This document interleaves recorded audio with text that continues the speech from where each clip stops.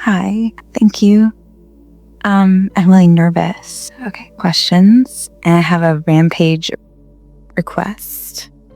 My first question is about relationships. And when you create a vortex preference for relationships with someone, you can allow that vortex with them or with any other amount of people, correct? There are many, many possibilities, probabilities, and even certainties to satisfy your vibrational intent. Yes. So one of my questions about relationships is that, is there the path of least resistance is sometimes... That really is the only conversation that is necessary to have relative to the subject of relationships, because it's a path of least resistance thing, because you've already created the relationship. Now it's just a matter of you getting out of the way of it in the precise ways to bring you the relationship that's most active in your vibration. In other words, do you know that we're going to let you talk in a minute. Do you know that the path of least resistance really is the path that you've most practiced? Now think about that. The path of least resistance is the path that you've most practiced, because the path that you've most practiced is the path of your most momentum and therefore of your most attraction. Can you wrap your thoughts around that? So the question that you want to ask yourself is, am I practicing the path to what I want, or am I just practicing the path that's the easiest to practice? It's easier in your human environment to find people to complain with you about one thing or another. Easy to practice complaining, because they're everywhere. So it's really easy to practice complaining, and therefore make that path the path of least resistance through which other things to complain about make their way steadily, effectively, and swiftly to you. Yes. And isn't law of attraction the ultimate relationship conversation? And isn't path of least resistance, doesn't it just fit right in there in the most wonderful way? So don't just sort of want to make your decisions about what you want and identify it and then say, okay, I'm going to do everything in my power to carve out the path of least resistance to that. Stay with us. You're really going to like this. So if you can fast forward in your mind vibrationally to what it would feel like to be inside this delicious relationship that you want, and you identify what it would feel like to be inside of that relationship. Ooh, what does it feel like to be the object of someone's attention when they're tuned into source energy? Ooh, yeah. What does it feel like to be tuned into source energy and holding someone else as my object of attention? What does it feel like to have the energy that creates worlds coursing through us as we cooperatively are moving through life and making decisions together? What does empowerment feel like? What does invincibility feel like? What does that feeling of love and appreciation feel like? What does that feel like? You just keep thinking for it, reaching for it, finding the feeling of it. Now, this is a key point to this leading edge discussion. Once you have identified what it would feel like to be inside that, not virtual, that fleshed out, that filled in, that all the pieces in there where you can see them and hear them and smell them and taste them and touch them. Once you've identified and practiced what that would feel like, now the path of least resistance feels just like that too. Feels just like that. So every time you're worried, you're off the path. Every time you're frustrated, you're off the path. Every time you're lonely, you're off the path, but you're on the path. Every time you feel invincible, you're on the path. Every time you feel appreciation for anyone or anything, you're on the path. Don't you like that? Don't you like knowing that you could be on a subject that seems completely unrelated to the relationship you want, and you would still be on the path of least resistance to most swiftly rendezvous with that other? Yeah. So what happens when you're in a relationship with someone and...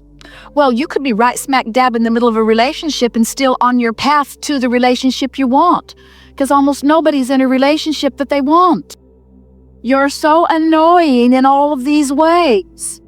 This isn't the relationship that I wanted. It's the way it seemed in the very beginning, but you changed.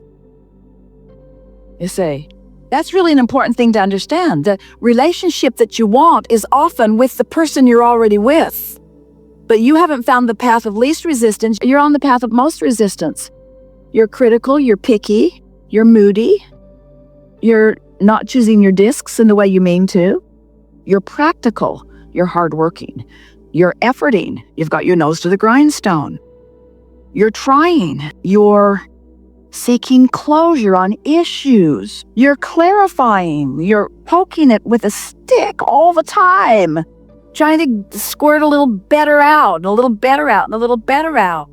You're going about it the hard way in most cases. So the path of least resistance, inside or outside of a relationship, is still what you're looking for. And the way you discover the path of least resistance is by, as often as you can, fast forwarding to what this dream relationship that you want would feel like, and then practicing anything and everything that feels like that until you have established yourself predominantly on that good feeling disc, where you then rendezvous with the characteristics with the person you're with or with another person, but you rendezvous with those.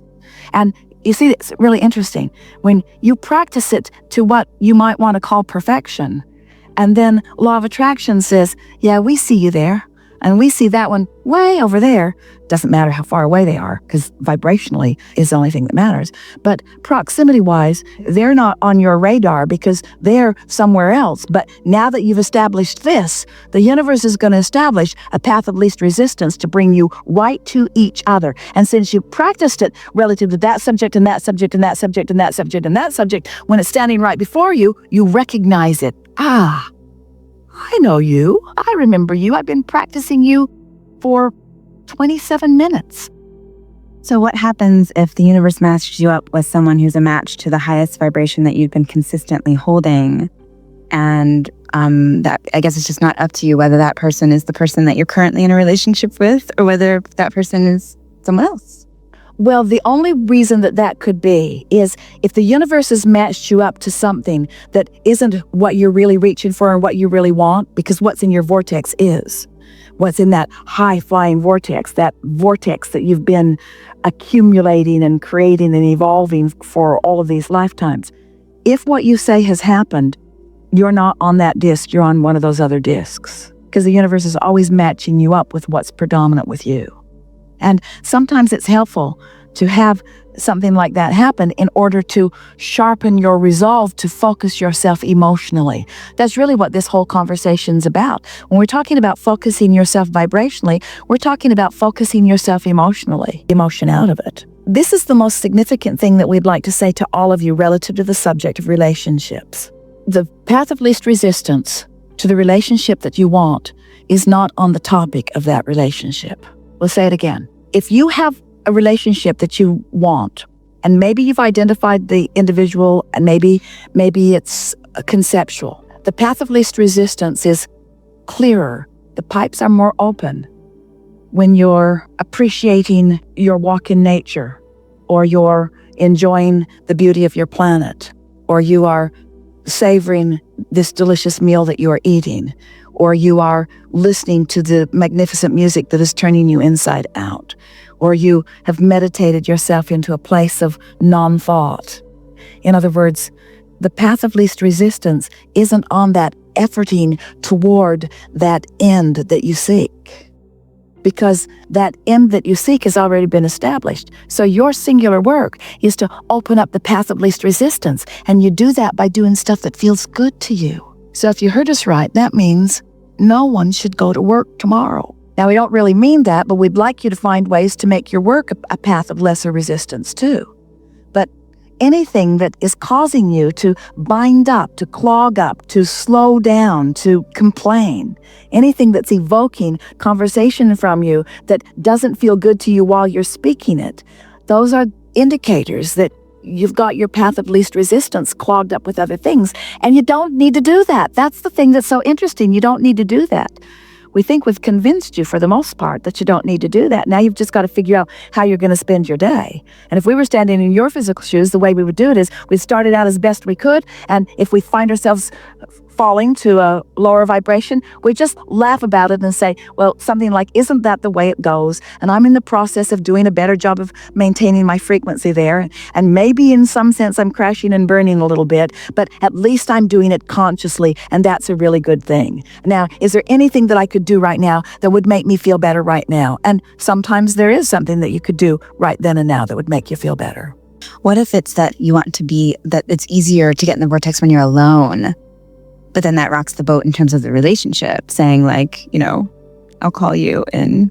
Well, the fact of it is, if you understand what we've been saying here today, then you could, in your most loving terms, say to your partner, I love you so much that I'm not going to spend any time with you today. Yeah. Because I'm tuning myself to be my best. Yeah. Relative to everything. And now there are other ways of saying that. You put me on lower disc because it's not good for us. Right. Or I fly higher when I'm not with you.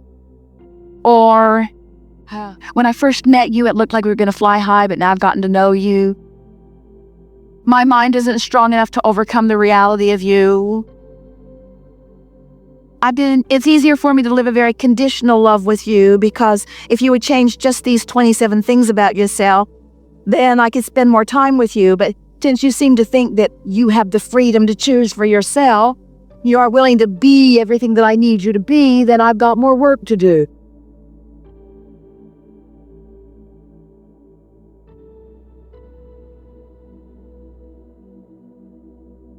Or you could say, you could say all of those things and then don't say any of those things. Don't say any of those things, but you've been thinking a lot of those things. Or you could say, it is my powerful intention to be in the highest alignment as I move into our relationship.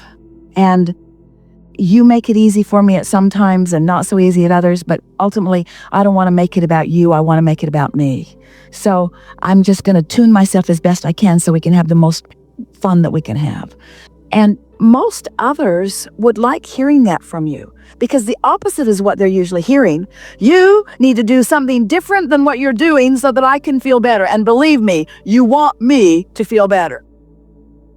That's mostly what people are saying, where what you want to say is, believe me, you want me to feel better, and I'm taking complete responsibility for me feeling better. And it'll be better for you if just me and me goes off and does that for a little while. Yeah. That's basically what you're saying. Excellent. Yeah. Can I ask more? Yeah. Okay. Really quickly, what do people do exactly after they croak? Because I was with someone, they croaked, and I'm really curious what she's doing now. I know she's not doing anything, probably being more. Well, this is a really long conversation. Yeah. This is a really long conversation. But we'll give you the speedy, absolute explanation of what those consciousnesses do once they reemerge back into non-physical. First, they get right up here really, really fast, which means most of what you're doing isn't of interest to them. Because as you're roaming around on any of those other discs, now it doesn't mean that they don't recognize you and know you, because every time you know what you don't want and know what you do want, you send off a rocket, which they become a vibrational match to. So the separation between you and them is not about them, it's about you. But this is for sure. They are never, ever, ever, ever, ever, ever, ever getting back together. Well, that's sinister. Well, it's sort of the same as Taylor Swift's song. I'm never, ever, ever, ever, ever, ever getting back together with you, not ever. It's sort of like that unless you join me up here. Yeah. I'm not coming down there where you are, Right. is what they're loving. Yes. What their loving intention is. They're not going to join you there, but they are aware of you all the time and watching for opportunities. And in little cracks of lesser and lesser resistance, you feel them, you recognize them, you hear something that they're saying, or it really can be some of the most dynamic relationshiping that ever goes on.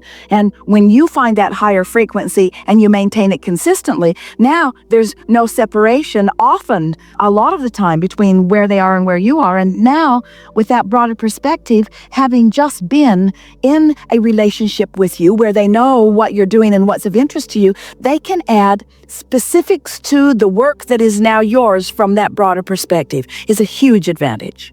It's a huge advantage. Cool. Thank you. Yes, indeed. More? We're done with you. It's been really, really wonderful, but we think we've experienced the very best of it already. Okay. Yeah. Thank you.